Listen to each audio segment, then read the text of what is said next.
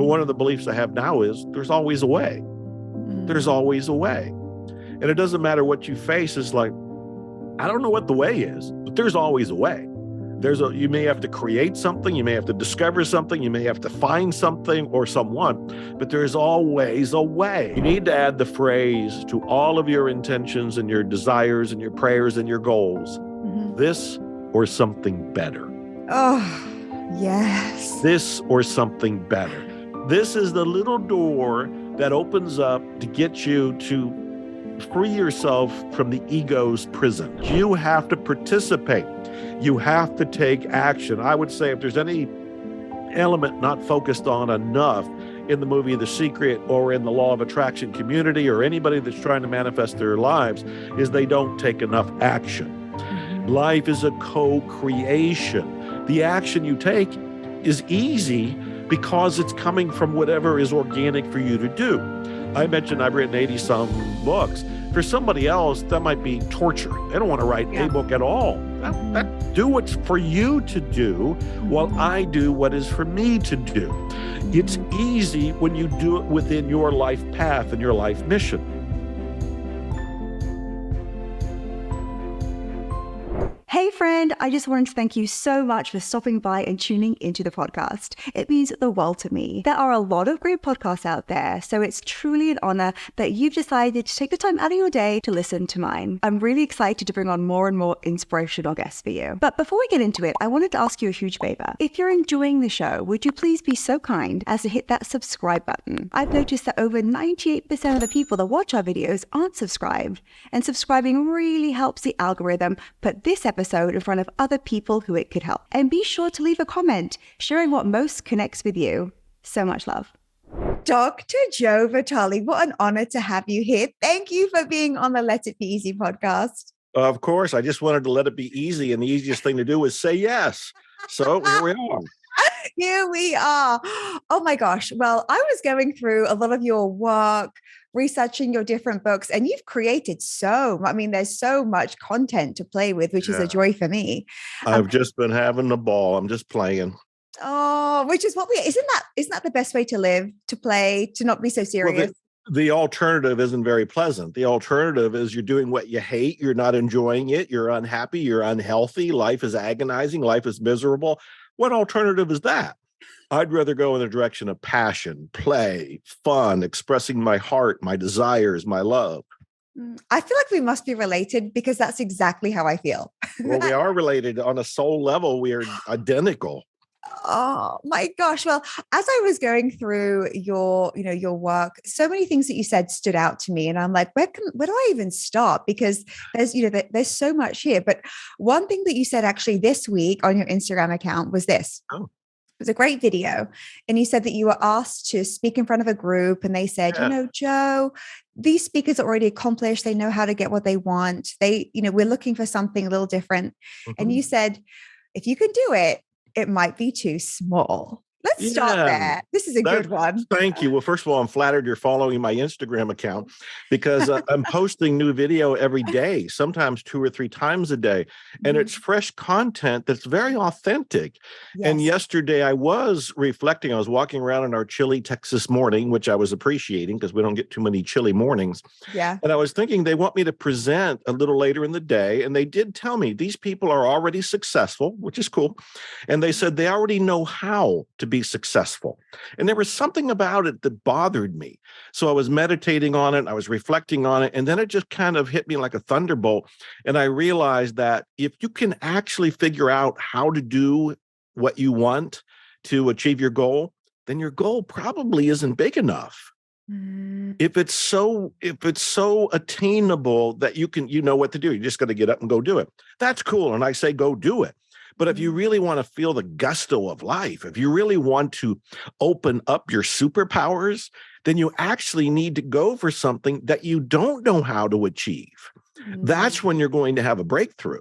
That's when you're going to find out that, I don't know, you and I didn't talk before this, so I hope you forgive me for just allowing the inspiration to come in and use whatever phrases are authentic to me. When we go for things that we don't know how to achieve, we actually awaken our divine powers. This is when we move in the direction of achieving what other people would say, in quotes, it's impossible. I actually did give the presentation to those people yesterday. So in the morning, I was reflecting, how am I going to talk to them? Then I had the insight that they're not really thinking big enough. And so I gave the presentation. I told them that. And I said, 30 years ago, I gave an inspired talk, and I don't even know where it came from, but I advised everybody to think like God. If you were setting the stage for how you want to make your life work, and you're thinking about what your next intentions are, your next goals are, most of us come from a very limited sense of what's possible. But if you thought like God, and forget religion and everything, but we all have a sense of, well, he or she must be a superpower. This is some superhuman existence. And whatever our concept of God is, it's probably a being that has no limits. And so I said, if you thought like God, what would you go for? What would be your intention? What would be your outcome that you would prefer? And it would probably be bigger than what you think you could do. Aha, now we're moving in the direction of getting out of your comfort, getting out of your ego, getting out of your limitations, and you're going to go for something that you actually don't know how to achieve, but you can still achieve it. Anyway, that was a long answer. Oh my gosh. Oh my gosh. And no, I love this, because wouldn't you say, like, Joe, the average person isn't necessarily taught this or doesn't think this way because we're taught be realistic, or we look around us and the inspiration around us is, it is limited because it's our relatives, our coworkers, and we're not really encouraged. Like what's impossible? Like, let's look at this word. This is a whole new area for virtually everybody. What we are taught to do, if that, is to survive. That's it. We're not taught to thrive. We're not taught to go for the impossible, to stretch ourselves. We're just taught to survive. That's how I was brought up in the 50s and 60s, and even going to college. It was just like that. This is to get you a job. This is to get you so that you can buy your house and your car and have your kids and all of this. It was a very predictable but very limited way of being. And for a lot of people, it's a life of frustration and disappointment. It goes back to Henry David Thoreau's famous quote about the mass of men, and he would add women today, but the mass of men lead lives of quiet desperation. And I knew early on that I was already desperate. I was already unhappy. I was a kid who felt like I was abused emotionally, wasn't encouraged, and I wanted to break free. Fortunately for me, you can see my background here. These are real books. I'm a bookaholic. I went to books. I went to the public library because I couldn't afford books. And I would walk to the Niles McKinley Public Library, which is a landmark in Niles, Ohio. And I would go there and just soak up the wisdom of the world. And that's what began to stretch my mind to think, oh, your life the way it is doesn't have to be permanent. You can change it. You may have to change yourself. You may have to take some actions. You may have to do some things differently. You may have to do some things that are uncomfortable at first, but you can change it. And by God, I did. I did. And I mean, and thank God, right? Because we need examples. We need real life role models of people who are real life proof themselves. And one thing you said that I love so much, I remember this from years ago, but it's always stuck with me. When it comes to a dream or a goal, when it comes to, taking action, that speed is critical, or like that speed is like, speed is to be like something to just really move with. And I as an action taker, I love speed, like moving with the desire while it's hot, just, taking the next right step. But a lot of people struggle with that. They think they come to me, they say, I'm thinking too much, or they won't even say that, but they'll say, well, I'm overwhelmed, or I'm confused, or, I feel stuck. Can you speak to the speed piece? Because I feel like this is an underrepresented piece. Yes, I'll speak to it, and I'll do it fast. So I was in the movie The Secret saying the universe loves speed. And some people got it, some people didn't understand it. And then a few years ago, I came out with a book called Money Loves Speed. And it's the same concept. What I'm referring to is that when you have an idea, it is wise, if you want to take it easy, if you want to have things happen at an accelerated rate and start to getting results, when you have an idea, you need to act on it. and you need to act on it as quickly to the moment you've received the idea as possible. There's a couple of reasons for this. One is an idea is a gift. It came from the divine, from the cosmos, from God, from the system, from the great something, your higher power, your higher intellect. You can call it whatever the heck you want, but you received an idea as a gift. You didn't pay for it. You may have asked for an idea, but you didn't even know what the idea was. So this is descended upon you, and you need to act on it because you are reinforcing the force that gave you the idea. You're basically saying, I like these ideas. I'm going to act on these ideas. Send me more ideas. And so by acting on it, you're sending a signal to the universe. You like ideas, you want more. Here's the second thing, though, and I think this is actually something people overlook. When an idea comes to us, we feel excited. Yeah. There's this orgasmic rush of energy that comes in with an idea. And what people don't realize is you can use that energy to manifest the idea. What I mean by this is a lot of people, they're all nodding their heads and they're going, yeah, I've had ideas. How many people didn't do them? And then a few months later, a year later, they're driving around or they go into the bookstore and their idea is on the shelf or their idea is a business on the side of the road. Somebody else got the idea and somebody else acted on the idea. Your idea is no longer yours. The universe gives it to a half a dozen people, knowing that most of them aren't going to do it. Most of them are going to talk themselves out of it, which is a very easy thing to do.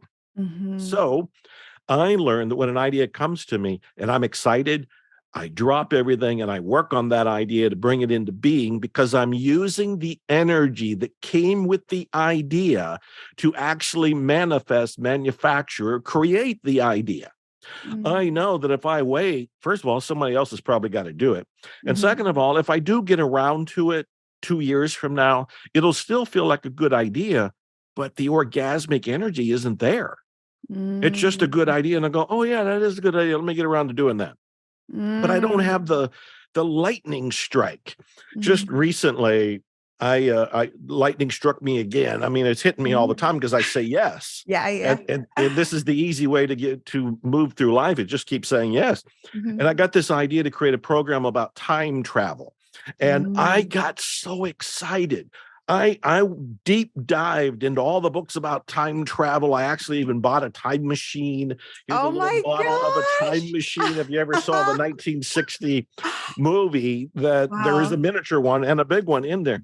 And I ended up just over like 6 weeks, just really being almost obsessed in the most positive and inspired and passionate way.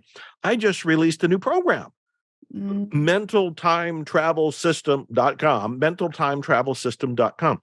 The reason I was able to do it is because the lightning hit me, meaning the idea came to me, and I went, oh, that's exciting. And I just dived into it. If I watched any TV at all, they were time travel related movies and time travel related TV shows, all because I said yes. And if anybody's looking for the easy way to accomplish things, say yes to the ideas. Why? The universe loves speed. Money loves speed. Usually the first to bring something to market, the first that somebody creates something is the first to actually profit from it. So all of this is an expanded explanation of the universe like speed. Do you know how many books I've written? Tell me. Well, I'm not sure myself. Other people count them. A lot of books. Yeah, and they come back to me. It's like 85 books. And I say that with a sense of awe and disbelief for me personally, because I'm looking at it kind of detached. The only reason that I've been able to write 85 or so books is that when a book idea comes to me, I say yes, and I start acting on it. And before you know it, the book is done. And my first book was 1984. In 1984, and I had this book come out, I didn't think I was going to write 80 books. I thought I wrote a book. Cool. My next book wasn't for 10 years. So in the 1990s, I come out with another book. I'm still not thinking there's going to be 80 books because in my mind, it's like I got an idea. I acted on the idea. I got a book. But when you keep acting on the ideas, at some point, I'm knocking at the door at 70 years old. You get to that point, you turn around and look back going, how did I do that? 80 some books. I'm a musician. I have 17 albums. I've been in 20 movies besides The Secret. I have 200 products besides this mental time travel system that I just came out with. It's because the universe likes speed. Yeah. I say, yes, I am. Yes. And you're not resisting anything. You're not rejecting it. You're not going, wait, let me just write down a pros and cons list. Let me like research the 3,000 other options that I could go, the other directions I could go in. You just trust. Right. And at this point, I do. It's important to bring this up, Susie, because I want people to understand, because if they're sitting there and they're going, well, they're second guessing and they're doubting and they're doing the to-do list or the pros and cons list. Yes. I understand. They're not doing anything wrong. There's nothing bad about them. They don't need to feel guilty. There's no self-punishment needed.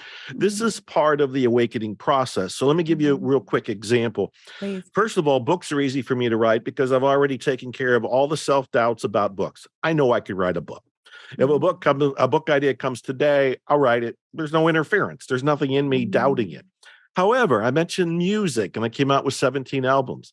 I decided at the age of 60, so that was about 10 years ago, that it was on my bucket list to be a musician. I didn't have musical background. I didn't even sing in the shower. I didn't do karaoke. I didn't sing in the car.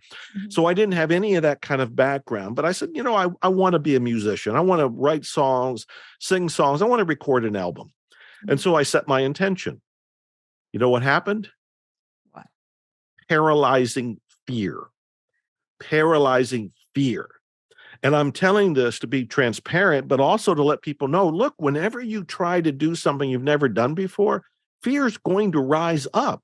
Your self-doubts, your limitations are going to rise up because you're doing something that's out of your comfort zone, and your brain's going to try to keep you back. It's going to try to keep you comfortable. I knew enough, though, since at that point I'd already written so many books and already had so many different skills about getting rid of beliefs and doubts, that I had to apply them to myself. But I swear to God, I almost didn't do it. I almost didn't do it because I thought, what if this is the biggest mistake of my life? What if I embarrass myself? What if I write songs that people hate? What if I sing so badly that everybody makes jokes about me? What if I ruin my current success and my brand and whatever sense of fame I have by coming out as a musician that just bombs? Those were my self-doubts. I could have stopped. I could have listened to them. Most people do. But I remember thinking, how will I feel when I get to the end of the rope, the end of the line? I'm on my deathbed. I'm looking back over my life. How will I feel? I would have regretted not trying. I would have regretted not trying. So I had to delete, erase, remove the doubts. I had to buck up, and I had to go into the studio and face my fears. It didn't end there, because I pulled together a band that they're in the Rock and Roll Hall of Fame. I mean, I'm a newbie, but I was able to afford them. I was able to bring them in, and they elevated me, and they taught me, and they trained me. They also encouraged me. We had already made like 5 albums, but we never performed in public because I was afraid. I was afraid. It's one thing to be on stage as a speaker. It's another thing to be on stage as a singer. As a speaker, if I forget what I'm going to talk about, I can walk over and take a drink, clear my throat, ask the questions. Nobody cares. And they're okay with a little pause. You can't do that in a song. Once the song starts, the train is moving. And if you stop because you forgot a lyric, the whole world collapses because the show's over. Right. And so I was terrified. I had to actually get coaches around me, get a support team around me, do all the self-work. I'm telling this because I want people to realize it's okay if you have self-doubts. It's okay if you're concerned about taking an easy approach and acting on your dreams and you're nervous about it. It's okay. It's really not okay to stop, though. I mean, you can, but if you really want to achieve your results and you want to go on stage, which ultimately I did. I went on stage, I performed as a singer-songwriter with my band of legends, got a standing ovation. Wow. Got a video out of it that had 1 million views. Some of my music's been used in movies. Some of my songs were nominated for the Posy Award, which is the Grammys of positive music. I'm not saying this to brag. I'm saying this because when you face your fears and you do things, even when you're afraid of them, you still do them. You come out the other side with things that you never dreamed were possible. And so this is why I wanted to expand on it to let people know it's okay if you're not comfortable. Thank you, Joe, for sharing this very honest story. So, you even recently, with all of your success in the last few years, were scared to do something. And someone might go, if you're on stage, you're on stage. Like, it can't be that much of a stretch to become a singer songwriter, but it is, and it was. It is. And you had such, you were so happy with the results. Like it's worked out so well for you. What if someone's going for it, like, and it doesn't seem like it's working? So, they maybe act on something and they're like, great, I'm going to apply for the jobs, or I'm going to launch the thing. And like, they're not getting interviews, or they're following the inclination, but the results aren't showing up. Like, Yeah. what in that situation? Great question. Great question. There's two things to look at, in my opinion. The first is your own beliefs about what you're trying to do. I have repeatedly said we live in a belief-driven universe. When you change your beliefs, you get a different universe. Everything that is happening to us is an outpicturing of what is on the inside of us. Our brain is like a movie projector, old school movie projector. It is shooting it out into reality, but we've forgotten it. We look at reality and we think that's the way it is. This is reality. You can't change it. But actually, what you're seeing in so-called reality is a projection from your consciousness. So the very first thing to look at is, if things don't seem to be working out, what are your beliefs about them? Do you start having thoughts like, well, I knew this wasn't going to work out? That's a limiting belief. This works out for everybody else, but it never works out for me. That's a limiting belief. If you start blaming it on the economy or COVID or the president, or, you can blame anything. That's a very easy thing to do, but it's not a very empowering thing to do. And so you have to look at what is going on in your mind, because maybe the frustration you're experiencing is a result of your own self-doubts about your ability to pull off what you want to pull off. So the very first thing to look at is the inner work. Are there beliefs that you can look at and you can change? Can you question them? When I was learning how to be a singer-songwriter, I took this course with a couple pretty well-known musicians, Kevin Welch and Ray Wiley Hubbard. And there were only 5 people in the room, and I felt incredibly insecure. I just kept thinking, like, I don't belong here. I don't know anything about writing songs, And at the same time, I had to tell myself, this is why you're here. You're here because you don't know how to write songs. You're in a songwriting class, for God's sake. Yes. So absorb it. And Ray Wiley Hubbard said something I've never forgotten. He said he still had doubts about his career, about his music, about his singing, about his songwriting. He's established. I mean, he's well known in the Americana kind of topic category. But he said, I learned something. He says, I learned to ask myself a question. And this is what people can do if they start feeling doubts about what's going on in their attempts to create something. He said, I learned to ask the question, where's the proof? Where's the proof that I can't do this? Where's the proof that this won't work out? Where's the proof that I won't get the job? Where's the proof that I won't open the business? Where's the proof that I can't be a success? Because the answer is, there is no proof. There isn't any proof. And I used that when I was thinking about, well, I'm going to record my first album. What if it bombs? There's no proof it's going to bomb. You have to go and do it to find out what's going to happen from it. And it doesn't matter what happens, because it's all going to be a learning experience. So the very first level is to look at the inner work to find out, what am I believing? What am I doubting? What might I be creating from my own insecurities? And look at that. The second level of looking at it is, maybe you're being nudged to do something different. Oh, yes. Say more. Yeah, because I believe our whole job here is to awaken. We're here to awaken. We're humans. We're actually spiritual beings in the human body, having the human experience, moving to the awakening where we realize we're spiritual power forces. We're God in this embodiment kind of form here. And the only limitations we have are the ones we're fueling with our doubts. And so I really feel that the divine is trying to experience life through our activities. And so when we try to do something, and if it isn't quite working the way we think, we have to look at, are we being nudged to do something different? Are we being nudged to go in a different direction? Maybe it's just a little slight twist or a little slight turn. But in some ways, I've heard the expression that we're being pruned. We're being pruned, meaning like if somebody has rose bushes, and you go out in the morning and you go and prune them because you don't want them to go all over the place. You want them to be nice and neat and look beautiful. kind of think the divine prunes us. We certainly have free will, and free will to me means you can say no. Yes. If I get an idea for a book, I can go, yeah, I don't want to write that one. That's free will.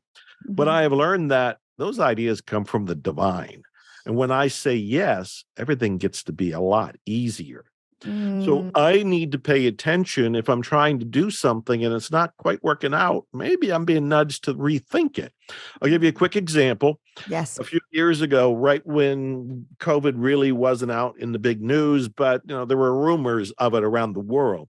I was getting ready to put on a big event. I had gone to a hotel in San Antonio. I got the room. I signed the contract. I started promoting the event. I wanted people to fly in from around the world. They were signing up. They were making reservations.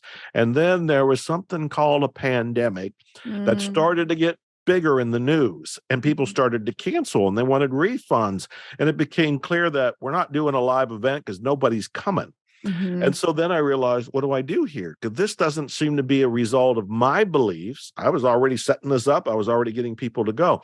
So maybe divinity was telling me to do something. Then I looked at, all right, what's the next level of putting on the event, but not live? You put it on virtually.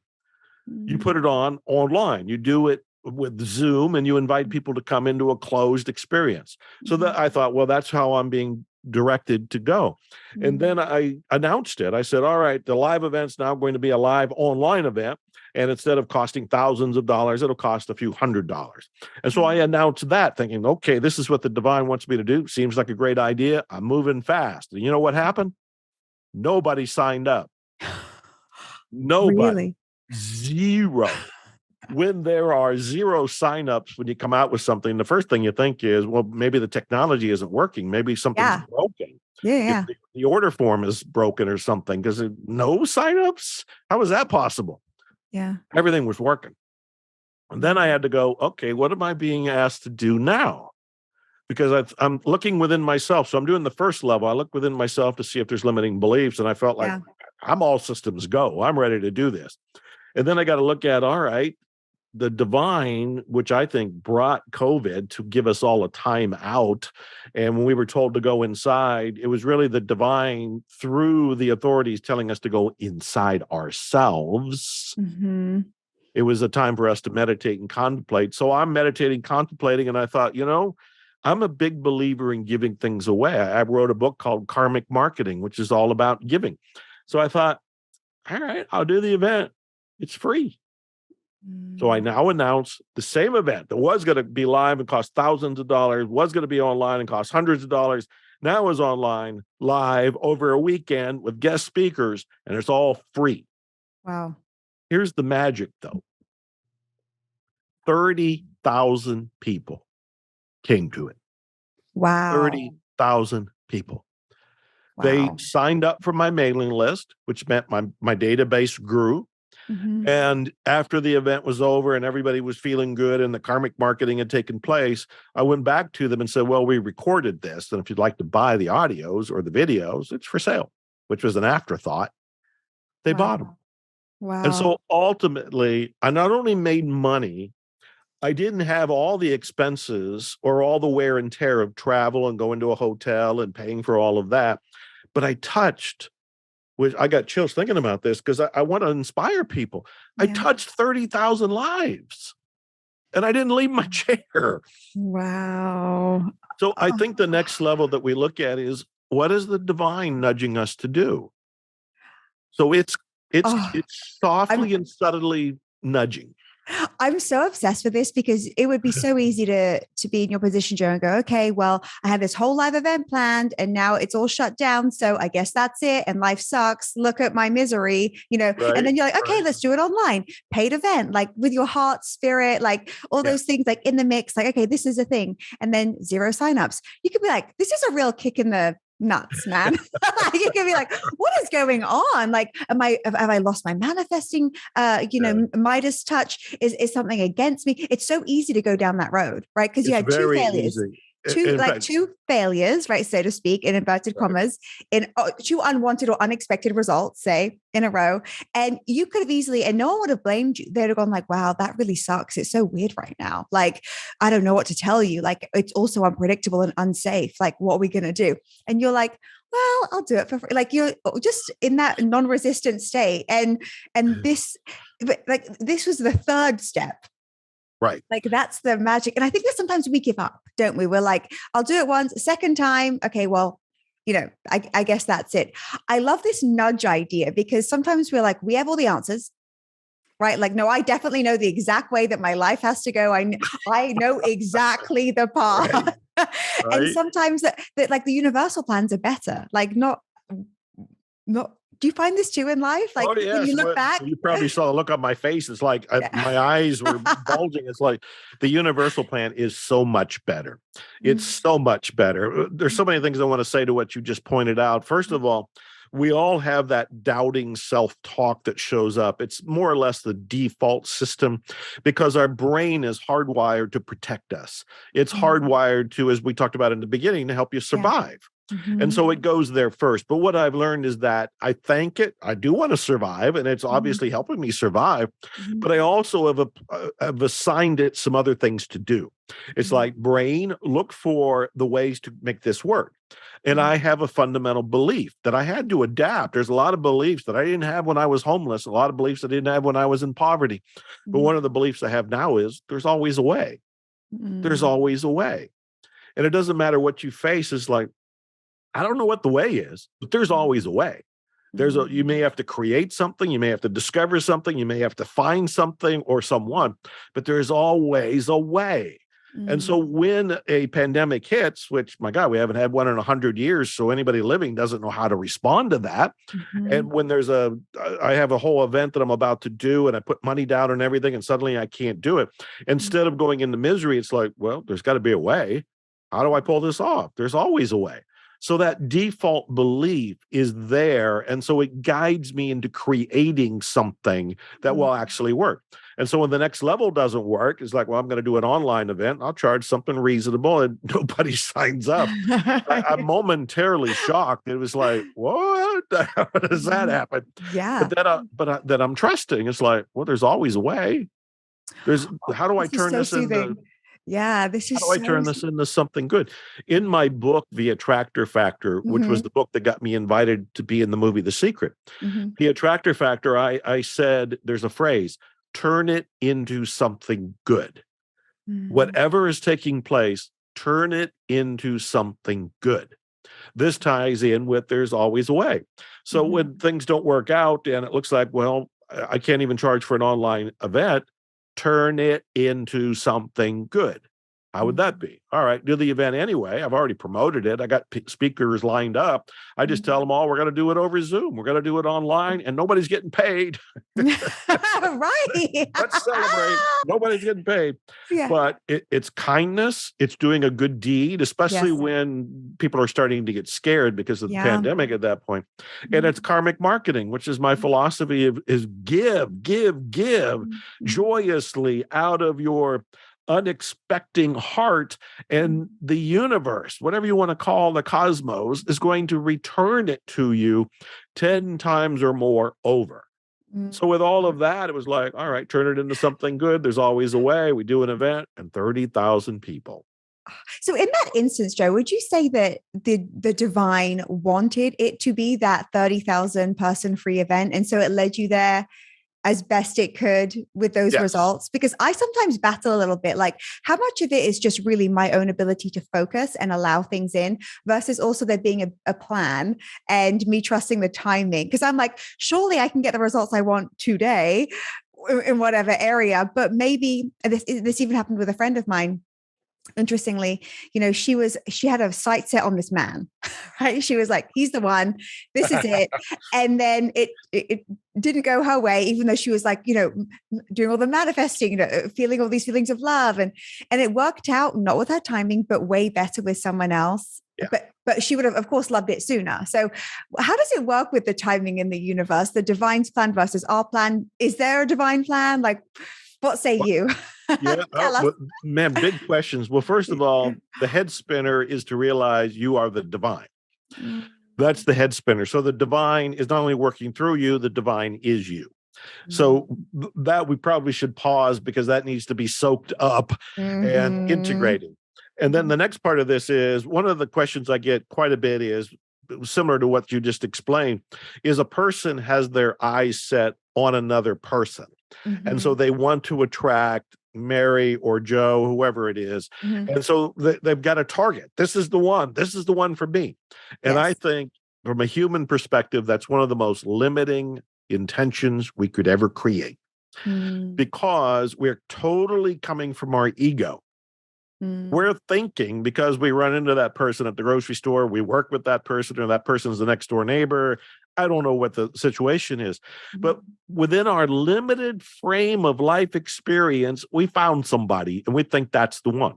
mhm, The reality is there's over 7 billion people on the planet. mhm, There's very bound to be somebody that's a more identical match for you than your next door neighbor or the person at work. And mhm, so this is one of the reasons that the divine may come in and nudge us because it's saying, why are you thinking so small? Why mhm, are you focusing on Mary at work when mhm. there's this person in another country who you're Yeah. going to meet eventually is the Mhm, exact one for you? mhm, You need to This is another thing that I put in my book, The Attractor Factor. You mhm, need to add the phrase to all of your intentions and your desires and your prayers and your goals, mhm. this or something better. Oh, yes. This or something better. This is the little door that opens up to get you to free yourself from the ego's prison. Mm. The ego is going to look at a little portal on a giant ship and see Oh, a yeah. person out the portal and go, I want that one.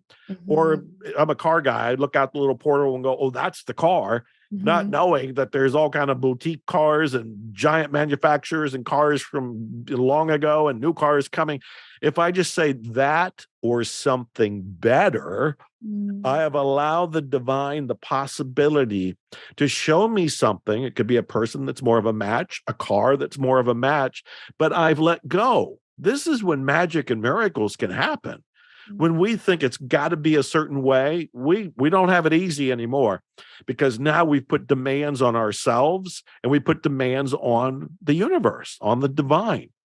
And mhm, again, I think the divine wants to give us the easy life, the abundant life, the happy mhm, life, the mhm, healthy life.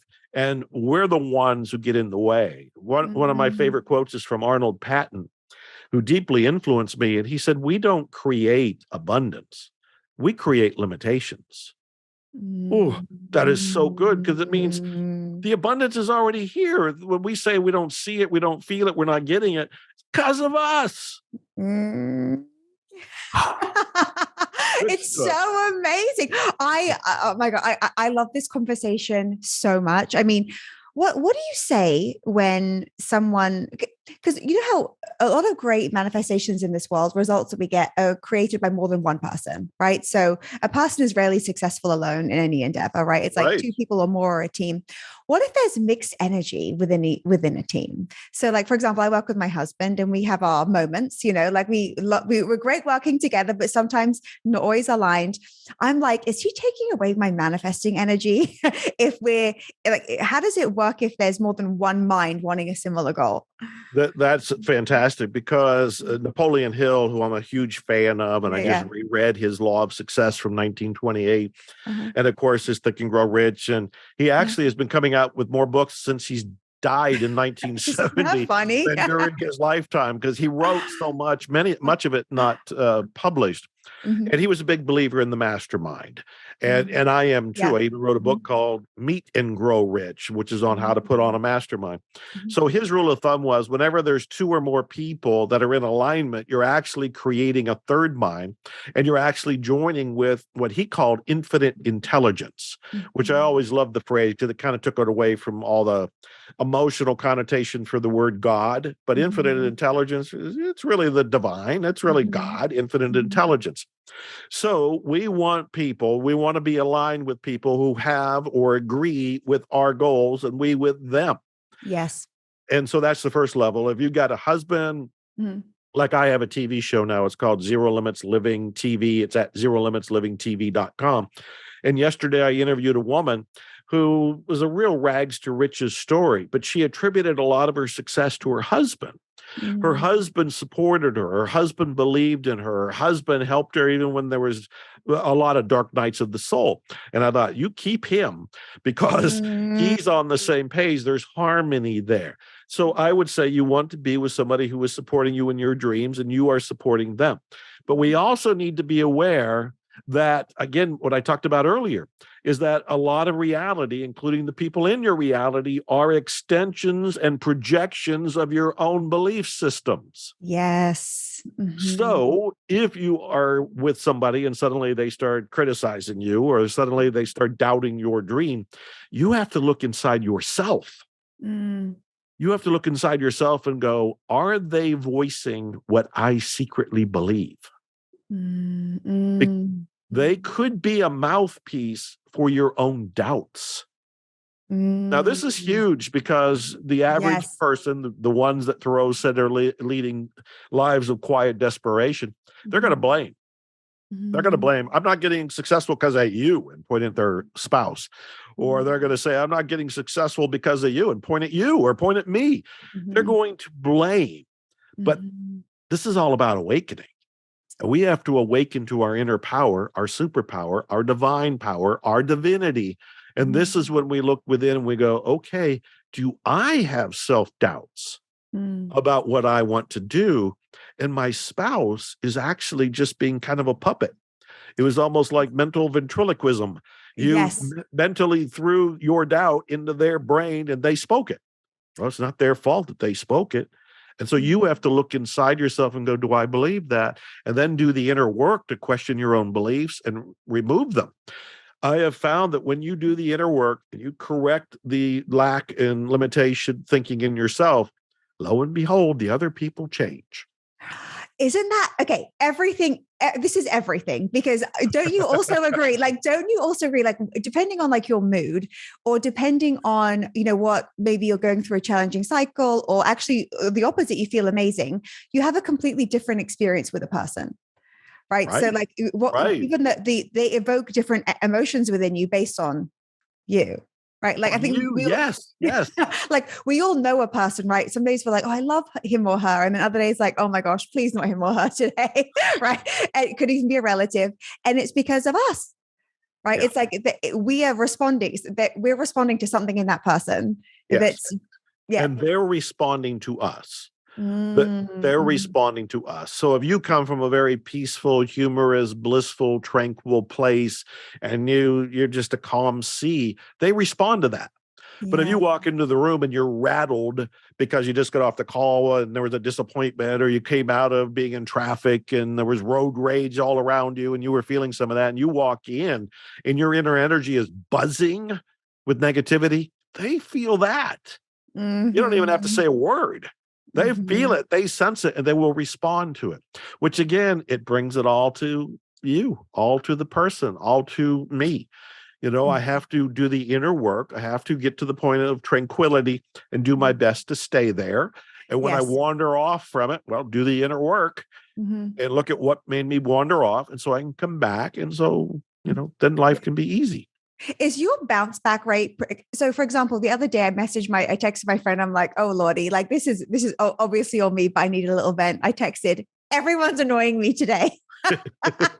Right? and obviously people didn't just start getting annoying that day. Obviously it was me that was getting it was clearly my own energy. How do you bounce back if you're like, oh my gosh, everyone's annoying me, or I just feel like not myself? Do you put pressure on yourself to get back to a place of your natural joyful state? Or that's a great question. That is a great question. I'm reflecting, so I'm authentic and transparent with you. I would say when I'm off, the first thing I do is notice it. It is like, okay, I'm overreacting, or I'm disappointed, or I'm about to get angry or whatever, I notice it. And that means step away from the table, step Mm-hmm. away from the phone, turn off everything. I have lots of different meditations I do, everything from breathing meditations. I do tapping, the EFT thing. I'm a Yeah. big believer in that. I Mhm. do Ho'oponopono, which is the Hawaiian healing methodology that I've written 3 books about. I Yeah. love you. I'm Yeah. sorry. Please forgive me. Thank you. I Mm. also know, really, go for a walk. We have a French bulldog. It's a puppy. And it's like, go play with the puppy. The puppy's not stressed. The puppy's not going to get angry. The puppy wants to play. And if I Mhm. go out and I start playing with the puppy, it's like, oh, all of life just shifted. Mm. And I have a pool, love getting in the pool, doing anything physical helps. And the Mhm. one thing I do virtually every night, especially when I couldn't travel and stayed at home, I get in the hot tub virtually every night. And Mm. I look at the stars and I move into a sense of gratitude. And it's my opportunity to pray and talk to Mm. God or my guardian angels or the cosmos or the divinity, whatever you want to call the great something. Mm. But you know what I do more often than anything is I Mm. say thank you. And I swear, I noticed that I go in there thinking, well, I can ask for a resolution for this. I can ask for a breakthrough in this. But more often than not, I'm going, you know what? I've gone through a lot. And to Mm. go from homeless to poverty to living the lifestyle of the rich and famous. And we were talking earlier about the universe has a better plan than Yeah. us. My plan was to be an author. Mm. I wanted to be an author. I wanted to write books that made a difference. Mhm. I never saw that I would be in movies. I never Mm. saw that I would be in TV or on Larry King or Oprah would do these specials on The Secret. I never saw that I'd be a musician. I Mm. never saw that I was in athletic contests for quite a while and I was doing strongman training and I was bending horseshoes and I got to meet legends. Yes, horseshoes and nails. And I went through a period where I would bend nails and give them as gifts and watch people's face like, thank you. What do I do? But I got to meet celebrities. Lou Ferrigno came to my house. I got Wow. to study music with Melissa Etheridge, who I was a fan of and still am for 20 Mm. years. Wow. And so when I get in that hot tub, I say, I got chills now. I start saying, Yeah. thank you. That really removes any frustrations, any disappointments. And I always tell myself, one day at a time, it's all fine. One day at a Mm. time, just focus on today. Get through today, tomorrow. Get through tomorrow. One day at a time, it's all fine. I see that's such a lovely inner soothing because it's honest too. Like Yeah. you have a lot to be grateful for. We all do, every human. Like when you think Right. about any Oh, gosh, and yes. and when we come back to the truth, like saying thank you, which to me feels just like the truth, like the base level of for me, that's ease. I'm like, Yeah. oh, I'm actually just living in truth now. In fact, I have this policy now, Joe, where when I unload the dishwasher, which is like my contribution, I say thank you for something. When I put every knife, every spoon, or if it's a Oh, really full good. dishwasher, I'm like, oh, here we go. Gonna dig deep today. But I'm like, thank you. And I mentioned all these different people, books that I love. This interview today, you came up, of course, many times leading up to this. Like, Oh, and I'm like, wow. And then I'm like buzzing. I'm like, oh, I could like be bopping around the apartment, like, oh yeah.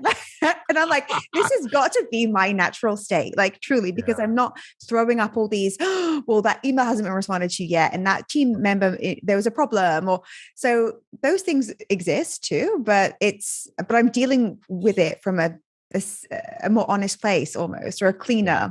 from a cleaner energy. So Yeah. if someone said, to you, I've got a big goal. I'm open to the universe giving me something better.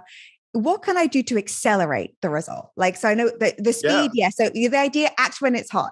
But if someone's like, I've had this goal for a while, or I'm working towards it, is there anything I can do to just like let the floodgates open, like let Yes. the man or woman in, or let the financial goal or whatever it Yes. is? Like, Yeah. what Oh, I would you love that. say? I love that question. Oh, that excites me. I would say, first of all, if you've had this goal for a while, you're overdue to act on it and to actually receive it. The Yes. second thing I would say is make a list of what you know to do. Make a list of what Mm. you know to do. And there may be 2 items on the list. There may be 30 items on the list. The third thing is start taking frickin' action today and every day Yeah. and do it with the expectation and the thrill of receiving it. I was on an Mm. interview recently when they had asked, what's the one secret to success? Which bothered me. It's like, there's more than one. Why are you cornering me? There's one. And I said, there is a secret to success, and it is one. And this secret is better than relationships, masterminds, money, talent, anything that you would probably name. So what's the one secret? Persistence. Oh.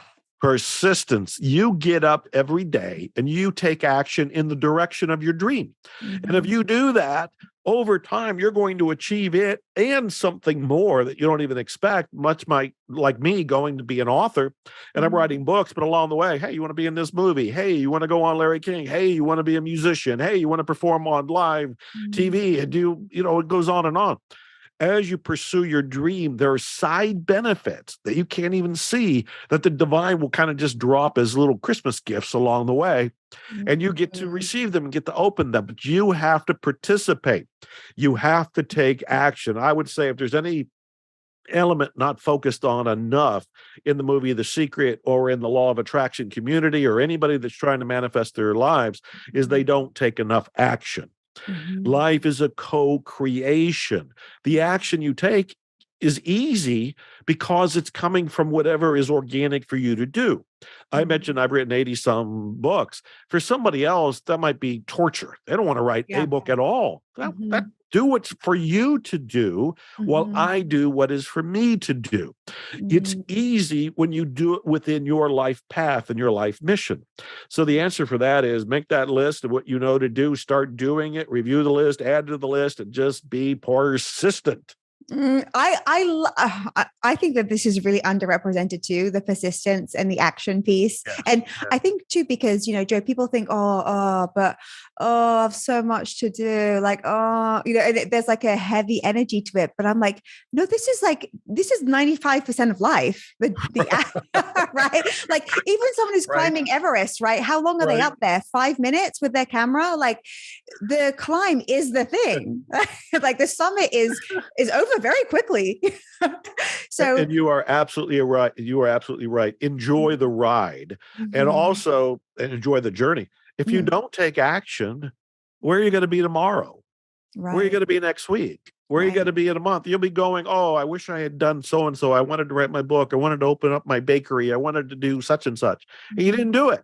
You'll be still complaining a year from now.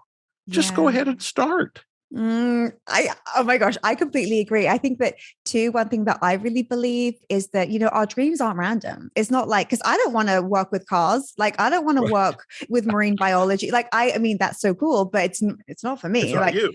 I know what ignites something within me. And I think that that's really intentional. It's meant to be there. So.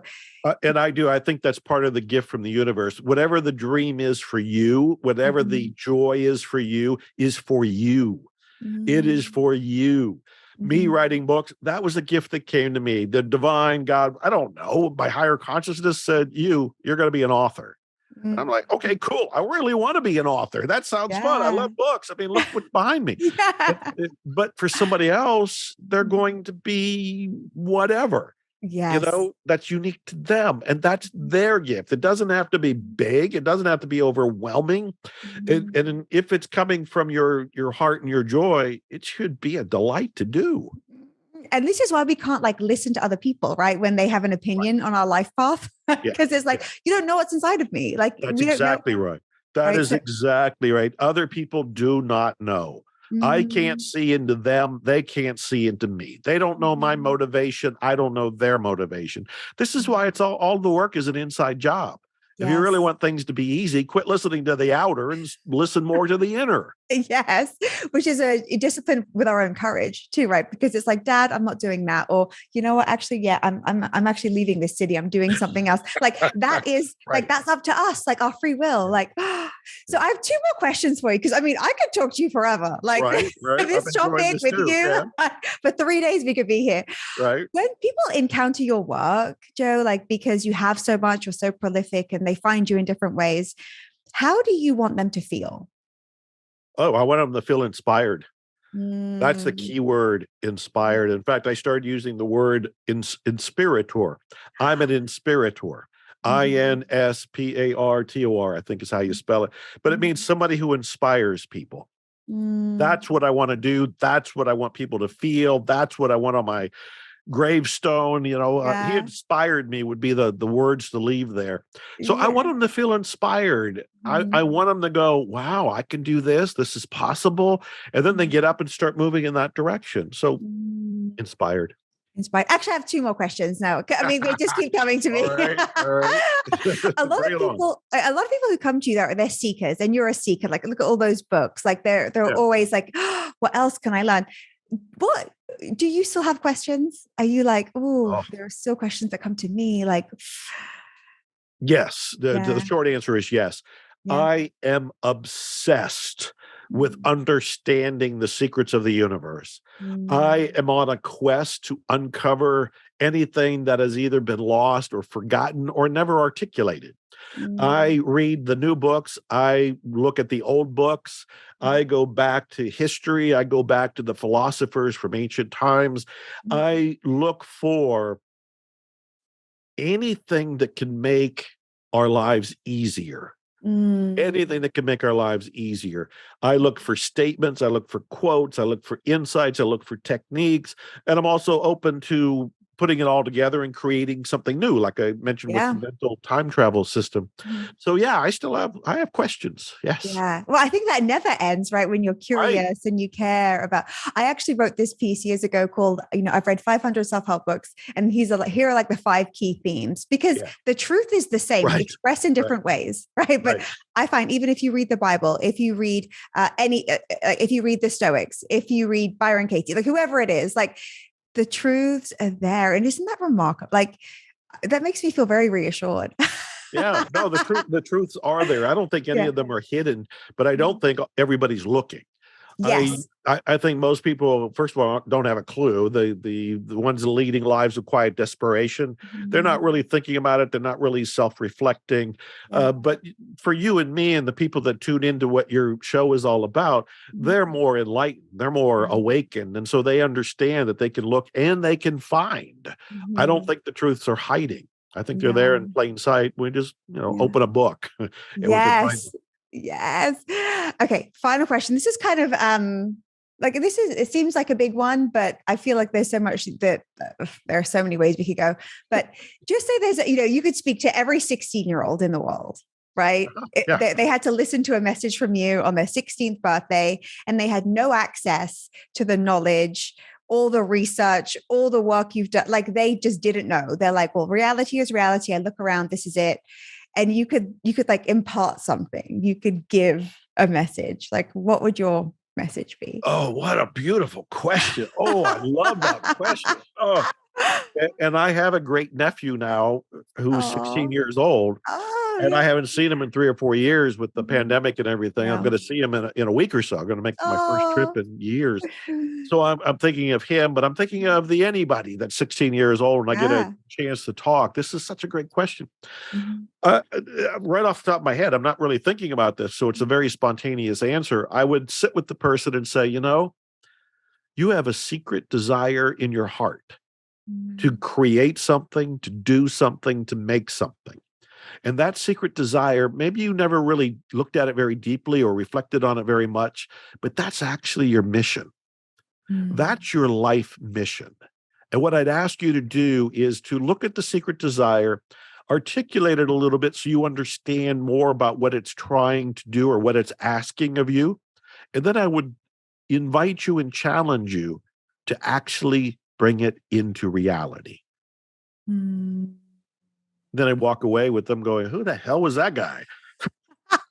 But what was he talking about? It's so good. It's because it's so easy to discount the mission, or to go, well, no one else feels the same way I do, or they all want to be accountants, or they all, but he or she probably didn't hear anything like that in school. They are talking about accounting and math, and he's thinking about the prom or whatever they're doing, as kids these days. But if somebody in an almost mystical way kind of whispers, you were given a mission and it's inside you. I don't know what it is. And other people around you don't know what it is. So don't listen to them, but it's in you. And if you pause and tune into it, you might discover something really exciting to pursue. Take a look. Oh, Dr. Joe Vitale, my gosh, thank you. I've loved this That was fun. conversation so much. Me Where too. should everyone go? I know you have multiple products, books, services. Where should people go to learn more about you, to access everything magical that you possess? Wow. Well, you mentioned Instagram. I'm posting every day. So I'm Dr. Joe Vitale, Dr. Joe Vitale. And I'm the same on Facebook, Dr. Joe Vitale.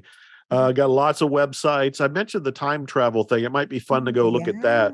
mentaltimetravelsystem.com, mentaltimetravelsystem.com. I mentioned my TV show. That's at zerolimitslivingtv.com, zerolimitslivingtv.com. And kind of a portal to a lot of what I do is simply at mrfire.com, mrfire.com, mrfire.com. Otherwise, I'm not hiding. You can find me on the internet. Yeah. Oh my gosh, Dr. Joe, we have no excuses, my friends. We have all these incredible resources.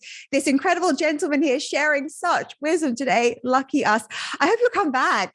I really, really hope you'll come back. I love that. Yeah. Anytime you want. Oh, with so much love. Thank you so much for being here. So until next time, I'll say, until next time, thank you so much.